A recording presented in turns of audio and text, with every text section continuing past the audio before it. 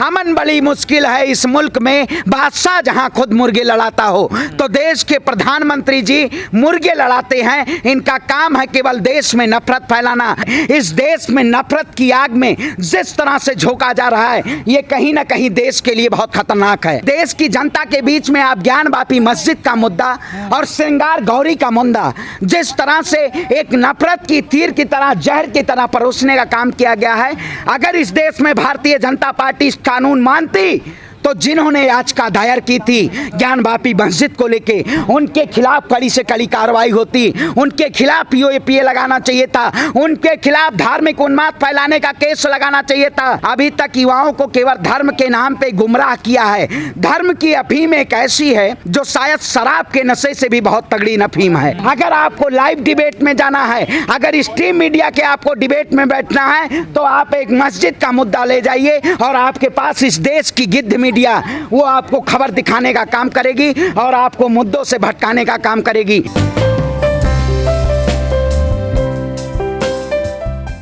प्रधानमंत्री जी ने कहा बुद्ध चाहिए, युद्ध नहीं चाहिए।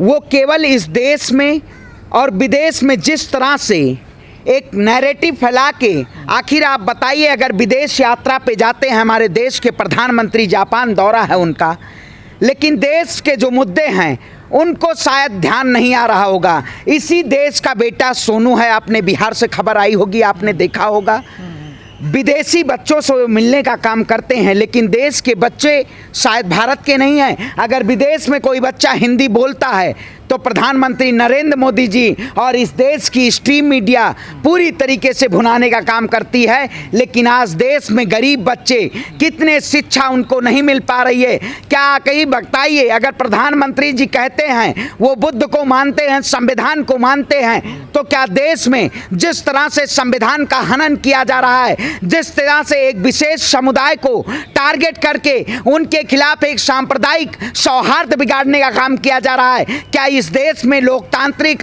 देश में, भारत सबसे बड़ा लोकतांत्रिक देश है, क्या इस देश में कायम ये रखना चाहिए?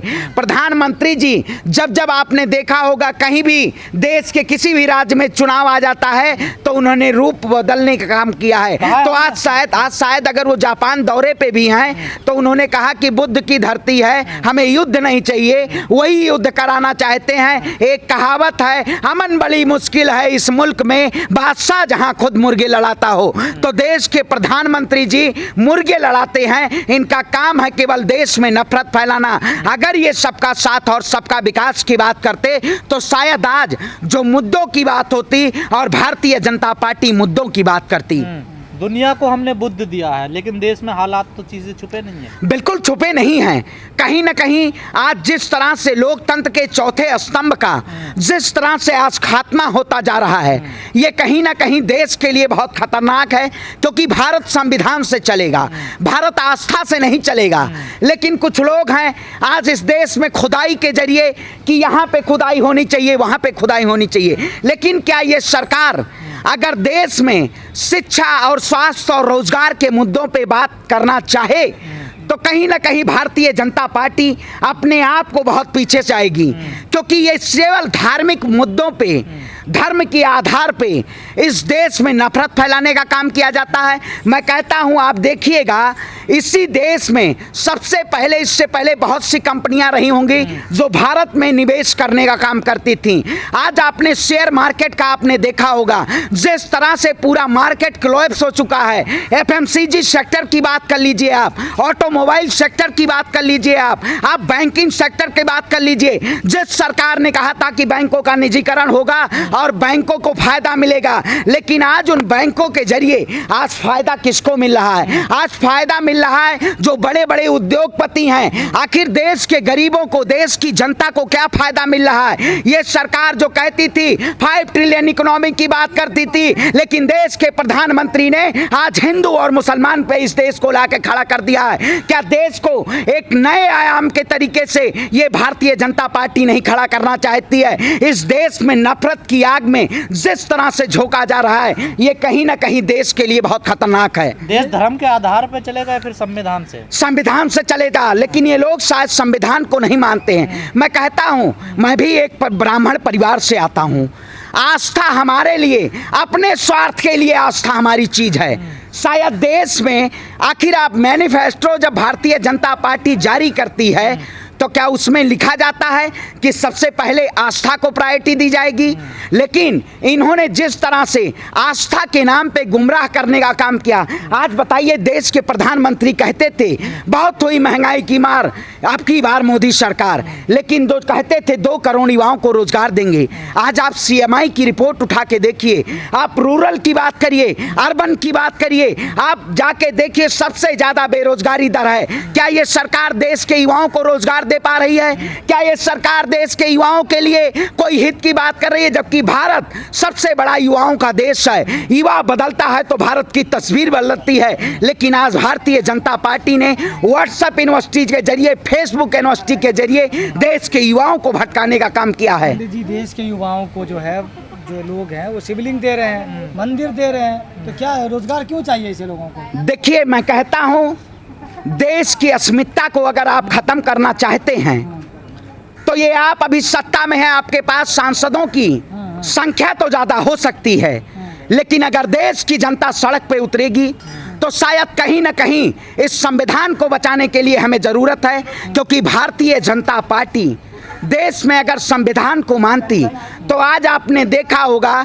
इसी सरकार 1991 जो एक्ट है, पूजा स्थल एक्ट, कहीं ना कहीं इस देश की जनता के बीच में खलबली न मची होती। क्योंकि देश की जनता के बीच में आप ज्ञान वापी मस्जिद का मुद्दा और श्रृंगार गौरी का मुद्दा जिस तरह से एक नफरत की तीर की तरह, जहर की तरह परोसने का काम किया गया है, अगर इस देश में भारतीय जनता पार्टी इस कानून मानती तो जिन्होंने याचिका दायर की थी ज्ञान वापी मस्जिद को लेके, उनके खिलाफ कड़ी से कड़ी कार्रवाई होती, उनके खिलाफ पीओपीए लगाना चाहिए था, उनके खिलाफ धार्मिक उन्माद फैलाने का केस लगाना चाहिए था। लेकिन भारतीय जनता पार्टी शायद उनके ऊपर केस ना लगाते हुए, जो लोग आज अगर कोई सरकार से सवाल पर के ट्वीट करके अगर सवाल पूछते हैं तो उनके खिलाफ कार्रवाई करने का काम करते हैं। पार्टी के लोग नहीं है ना शामिल, वो कहाँ समर्थन कर रहे हैं? आप बताइए, भगवा की विचारधारा और देश में नफरत की विचारधारा, एक हिंदुत्व एजेंडे को कौन चलाता है?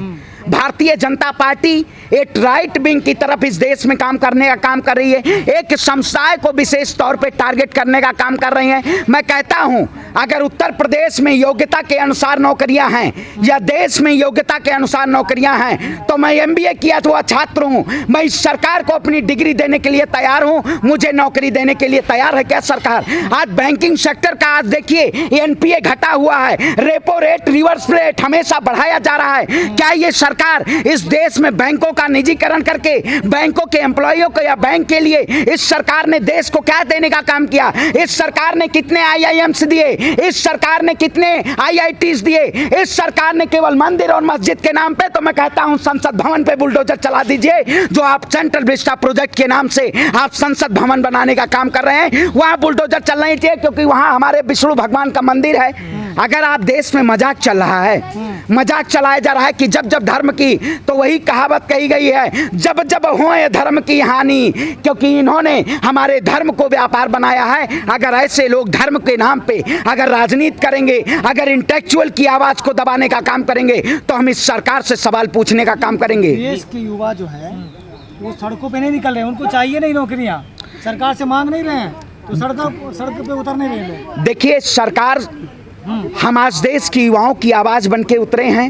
एक शायद समय भगत सिंह ने जब बिगुल बजाया था देश की आज़ादी के लिए, तो उन्होंने अकेले हुंकार भरी थी। उसके बाद तमाम देश के युवाओं ने उनका साथ दिया था, अशफाक उल्लाह खान और सुखदेव ने। उसी तरीके से हम आगे बढ़ रहे हैं और तमाम युवा हमारे साथ आ रहे हैं। उन्होंने क्रांति की लहू के लिए इस देश को जिस तरह से बचाने के लिए, लोकतंत्र को बचाने के लिए और भारतीय जनता पार्टी के खिलाफ जिस तरह से सड़कों पे उतरे गए, आप आने वाले समय में देखिएगा, क्योंकि इन्होंने अभी तक युवाओं को केवल धर्म के नाम पे गुमराह किया है।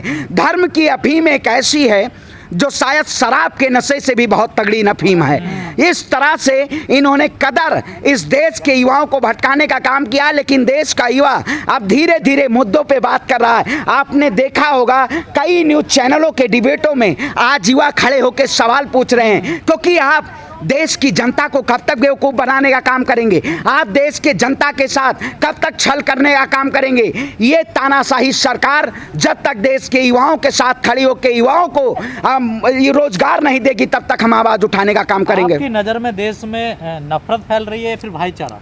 आप बताइए, जिस तरह से नफरत जिस तरह से फैलाया जा रहा है, आखिर इस वक्त क्या मुद्दा होना चाहिए?